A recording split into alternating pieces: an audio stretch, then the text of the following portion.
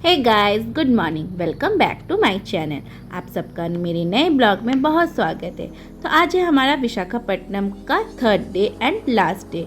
तो हमने hotel checkout कर दिया है और अभी हम जा रहे हैं विशाखापट्टनम स्टेशन और वहाँ से फिर हम जाने वाले हैं अराकू वैली और उसकी ट्रेन है हमारी 7 बजे। तो हमने स्टेशन के क्लॉक रूम में अपना लगेज रखवा दिया है और उसके बाद फिर हम अपने ट्रेन में बैठ जाते हैं। लेकिन ये सिंगल रूट होने की वजह से ये ट्रेन बहुत लेट स्टार्ट होती है। करीबन 7:30 पौने 8 बजे के आसपास ये ट्रेन स्टार्ट होती है।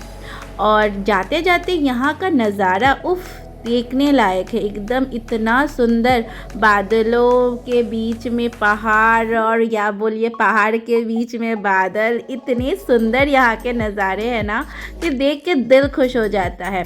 और अराकू जाने के लिए सबसे बेस्ट है ट्रेन जर्नी, क्योंकि यहाँ पे इतने सारे टर्नल मिलने वाले हैं ना आपको, और ट्रेन से इसका व्यू जस्ट देखने लायक होता है।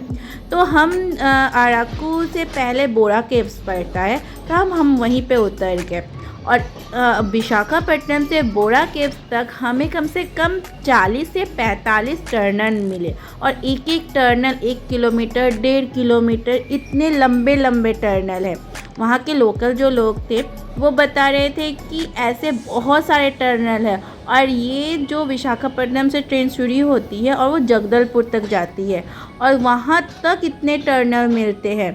और कहते हैं कि जो जापानीज़ आए थे जब, तो उन्होंने उस टाइम पे वो टर्नल बनाया था। तो आप समझ सकते हैं, यानी वो ब्रिटिश गवर्नमेंट से भी पहले के टाइम का है ये टर्नल। तो वैसे ही देखते देखते हम बोरा केव स्टेशन तक पहुंच चुके हैं। तो ट्रेन का जर्नी बहुत ही अच्छा था, मतलब इतना अच्छा व्यू मिल रहा था ना, खिड़की के पास बैठ के बहुत ही अच्छा लग रहा था। तो ये है बोरा केव स्टेशन, हम यहाँ पे उतर चुके हैं और यहाँ से गाड़ी पकड़नी पड़ती है। वैसे स्टेशन से बोरा केव करीबन 1 किलोमीटर के डिस्टेंस पे है, बट यहाँ स्टेशन से ही गाड़ी पकड़नी पड़ती है अराकू के लिए और वही गाड़ी ही आपको आगे ले जाएगी। तो यहाँ पे हम टिकट लेके सीधा चले गए केव्स के अंदर। इतना डीप है और ये केव्स जो है ना एकदम नेचुरल है, बहुत बड़ा है, बहुत ही बड़ा। और चारों तरफ सीढ़ी सीढ़ी सीढ़ी है यहाँ पे, लेकिन इतनी डेंजरस सीढ़ी है ना कि चढ़ने और उतरने में सबकी हालत ख़राब हो जाती है। बहुत ही अंदर एकदम बहुत डीप है और सीढ़ियाँ भी बहुत ही खड़ी खड़ी सी है। तो अब देख सकते हो ये एकदम नेचुरल है, ये मतलब मैन मेड नहीं है कि कोई बनाया हो, ऐसा कुछ नहीं है, बहुत ही पुराना है ये। और अंदर तो पूरा लाइट्स लगे हुए हैं, आप देख सकते हो ये सीढ़ियाँ कैसे चारों तरफ है। तो यहाँ अंदर में लाइट्स है, पूरा अंधेरा बिल्कुल भी पता नहीं चलता है, एकदम लाइट से भरा हुआ है।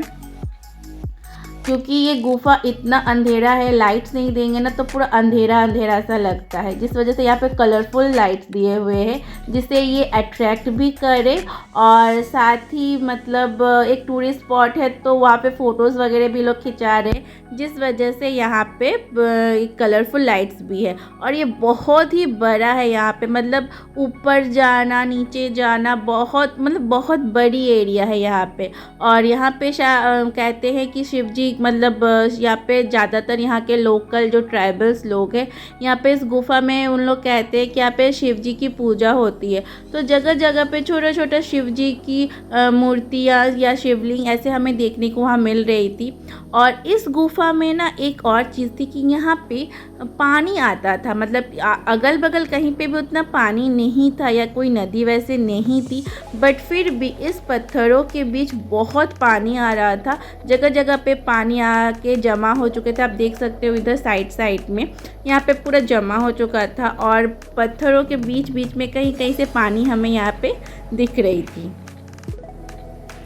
तो जैसे मैं बता रही थी पहले कि हमें बोरा केव से ही अराकू के लिए गाड़ी लेना पड़ता है। तो गाड़ी यहाँ पे जो है वो सारे बड़े बड़े जैसे स्कॉर्पियो हुआ, टवेरा, ये सारे गाड़ियाँ यहाँ पे मिलती है। तो वही सब गाड़ी यहाँ पे करीबन 4,000 के आसपास लेते हैं एक फैमिली की। अगर आप शेयर कर लेते हैं तो ज़्यादा बेनिफिट हो जाता है, इसमें शेयरिंग कर लेने से 2 फैमिली को वो ले सकते हैं एक साथ में। ऑटो भी चलती है, लेकिन ऑटो में 2 पर्सन से ज़्यादा यहाँ पे ले ही जाता ही नहीं, क्योंकि इतनी खड़ाई और पूरा पहाड़ पहाड़ है। तो बोरा कैब से निकलते ही हम चले गए लंच करने, और यहाँ की फेमस है बैम्बो चिकन और बैम्बो बिरयानी, जो यहाँ की सबसे फेमस है, जो बोरा कैब अरक्कू में हर जगह जगह पे मिलती है। तो हम बोरा कैब से निकल चुके हैं, अब हम जा रहे हैं अरक्कू वैली।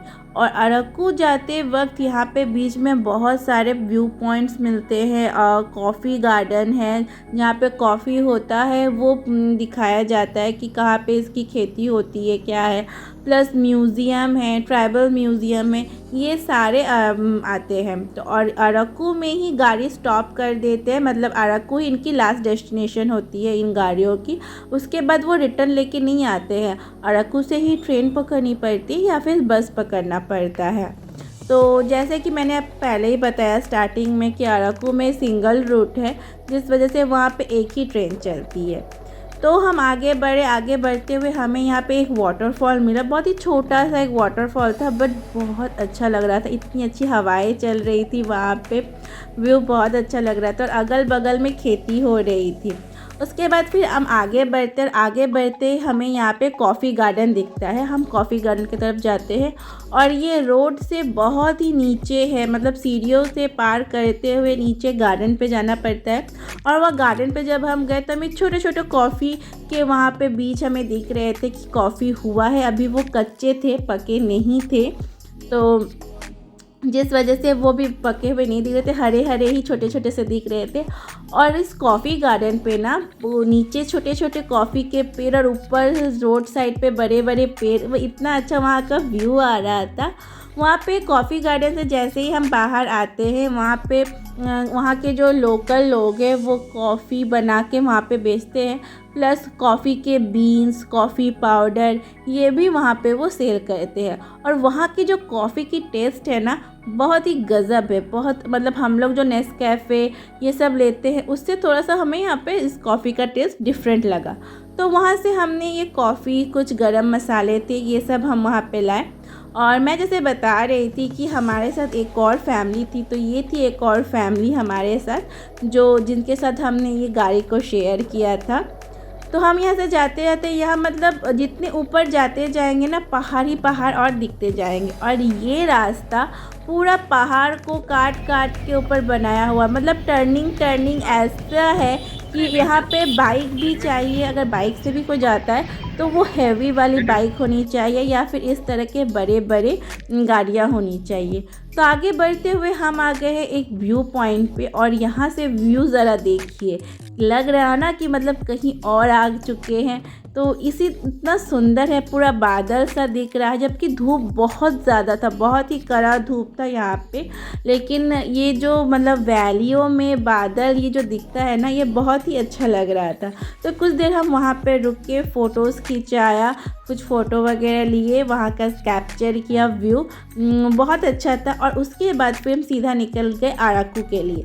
वैसे तो ये पूरा रास्ता ही बोलते अरक्कू वैली ही है, बट हम आगे निकलते ही हम वहाँ पे दिखा हमें कैंपिंग, वहाँ पे नाइट स्टे करने के लिए कैंपिंग होता है। कुछ जगह पे ऐसे बनाया हुआ था कैंपिंग करने के लिए।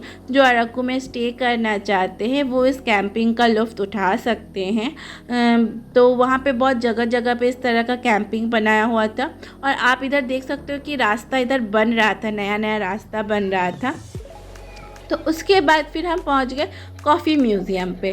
तो वहाँ म्यूज़ियम में दिखाया गया कि कैसे कॉफ़ी का मतलब लगाया जाता है, कॉफ़ी का कैसा टेस्ट है, कैसे इसकी उत्पत्ति हुई, कैसे बनाया जाता है, इन लोग कहाँ से ये खोज के लाए, ये सारी चीज़ इस कॉफ़ी म्यूज़ियम पे दिखाया जा रहा था। साथ ही इस कॉफ़ी म्यूज़ियम में बहुत ही सुंदर सुंदर चॉकलेट्स भी थे। इस कॉफ़ी म्यूज़ियम में ये दिखाया गया था कि कब कॉफ़ी के बीजों को लगाया जाता है, कब उनकी खेती शुरुआत होती है, कैसे इन्हें निकाला जाता है, फिर इनकी कैसी प्रोसेस होती है। ये स्टेप बाय स्टेप सब कुछ ऐसे इस पे दिखाया जाता है कि लास्ट में वो फ़िल्टर होके जो कॉफ़ी हमारे हाथ पे आती है वो पूरा यहाँ पे दिखाया गया है। तो जबकि कॉफ़ी फैक्ट्री है यहाँ पे, कॉफ़ी यहाँ पे बन रही, तो चॉकलेट्स भी होंगे ही, क्योंकि कोको से ही तो चॉकलेट्स बनती है।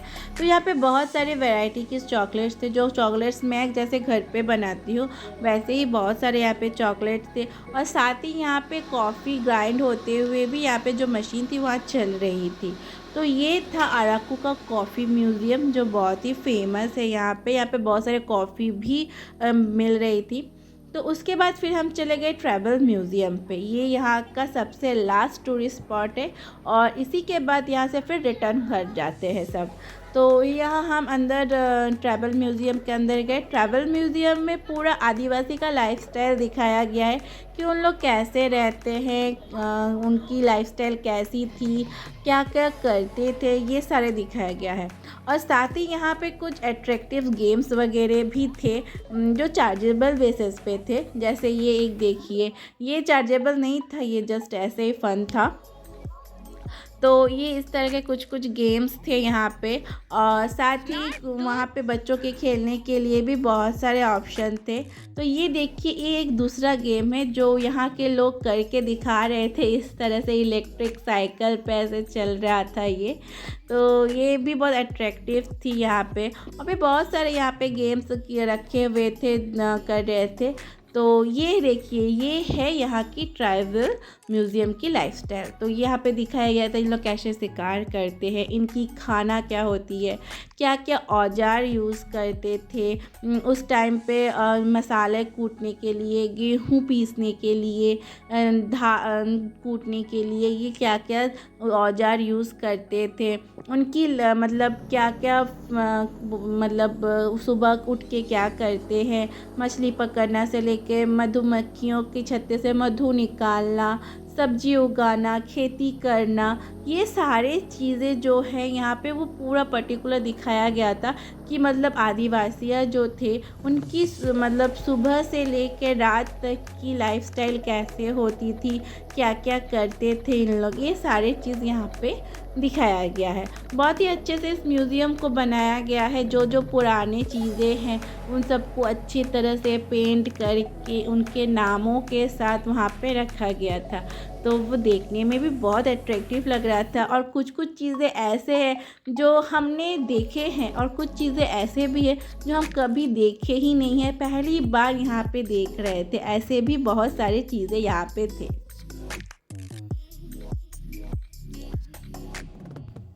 तो यहाँ की क्या फेस्टिवल्स थे, लोग यहाँ अपने फेस्टिवल को कैसे सेलिब्रेट करते थे, उनकी देवता कुल देवताओं की पूजा कैसे करते थे, फिर शादी जो होती है उनकी रिचुअल कैसे होती है, वहाँ पे क्या क्या अनाज उगाया जाता था, क्या क्या सब्जियाँ मिलती थी, ये सारे चीज़ें भी यहाँ पे दिखाया गया है।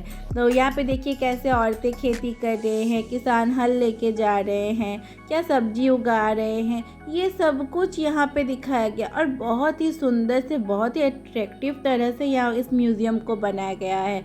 मतलब बिना देखे आप रह ही नहीं सकते, इतनी सुंदर है यहाँ पे। फिर उनके घर की औरतें वो अल्पना देना, घर की साफ़ सफाई से लेके उनके घर की सजावट, क्या क्या चीज़ें घर के सामान रखते थे, ये सब कुछ यहाँ पे दिखाया जा रहा है। साथ ही यहाँ म्यूज़ियम में एक और चीज़ था कि बहुत पुराने टाइम से, मतलब बहुत लंबे टाइम से अनाज के जो बीजे थे, ये सारे चीज़ें भी वहाँ पे रखे हुए थे। तो ये पूरा म्यूज़ियम घूमने लेने के बाद हम वहाँ पे कुछ फ़ोटोज़ लिए, क्योंकि वहाँ फ़ोटोज़ लेने के लिए बहुत अच्छी व्यूज़ थी, बहुत अच्छी सीन्स थे और बच्चों के खेलने के लिए भी थे। तो मिशिता भी वहाँ पे थोड़ा बहुत खेल रही थी। उसके बाद फिर सीधा हम बस पकड़ के विशाखापट्टनम वापस आ गए। जैसे कि मैंने पहले ही बताया था कि ये सिंगल रूट की ट्रेन है, जिस वजह से यहाँ की जो ट्रेन थी, जिस ट्रेन से हम गए थे, वो 5 घंटे लेट से थी, जिस वजह से हमने बस को यहाँ पे बस से हम आ गए। तो यहाँ पे बस से हमें पहुँचते पहुँचते रात के 8:30-9 बज चुके थे। तो वहाँ स्टेशन के बाहर ही हमने थोड़ा बहुत खाना ना खाया और थोड़ा सा आगे बढ़े तो हमें यहाँ पे एक दुकान दिखा, इडली और डोसा की वो फेमस दुकान थी। तो उस दुकान पे हम गए। तो जब हम वहाँ पे पहले पहुँचे तो इतनी भीड़ थी कि पैर रखने तक का जगह नहीं था। जैसे थोड़ा सा खाली हुआ उसके बाद फिर हम आगे बढ़े तो उस दुकान की इडली और डोसा वाव एकदम माउथ वाटरिंग था, मुंह में देते ही घुल जा रहा था। तो खाना वाना खाने के बाद फिर हम विशाखापट्टनम स्टेशन पहुँचे और क्लॉक रूम से अपना लगेज लिया। लगेज लेने के बाद अपने प्लेटफॉर्म पे चले गए। तो हमारी ट्रेन जिस प्लेटफॉर्म में आने वाली थी उस ट्रेन पे मुझे डबल डेकर ट्रेन आते हुए दिखी, जो फर्स्ट टाइम मैंने देखा। हमारी ट्रेन जो थी वो 12:30 बजे आने वाली थी और एकदम टाइमली आ चुकी थी, क्योंकि ये ट्रेन यहीं से खुलती ही है। तो जिस वजह से हम अपनी जगह पे बैठ गए और फिर रात हो चुकी थी बहुत रात, तो फिर हम ट्रेन पे उठे और सो गए। तो सुबह उठने के बाद ही मिशिता भी इस टाइम पे सोई हुई थी। तो ये जो ट्रेन है ये हीराकुंड एक्सप्रेस है, जो विशाखापट्टनम से डायरेक्ट जाती है अमृतसर तक। तो जो लोग अंगुल से विशाखापट्टनम आने वाले हैं उनके लिए तो ये सबसे बेस्ट है, क्योंकि ये अंगुल से जाती भी है और अंगुल आती भी है। तो जो भी इस टाइम जाना चाहते हैं वो इस ट्रेन से आराम से जा सकते हैं। और जैसे कि मैंने पहले ही बताया था कि इस विशाखापट्टनम जाने का सबसे बेस्ट टाइम जो है वो अक्टूबर से फरवरी ही है। तो आज का ब्लॉग यहीं पे ख़त्म होता है। मिलती हूँ मैं नेक्स्ट ब्लॉग में कुछ नए वीडियोस के साथ। तो तब तक आप मेरे साथ ऐसे ही बने रहें। वीडियो अच्छी लगे तो प्लीज़ लाइक ज़रूर कीजिएगा, साथ में शेयर भी कीजिएगा, और वीडियो कैसा लगा इसको मुझे कमेंट में भी ज़रूर बताइएगा। साथ ही सब्सक्राइब करना बिल्कुल ना भूलें। Thank you, keep watching guys.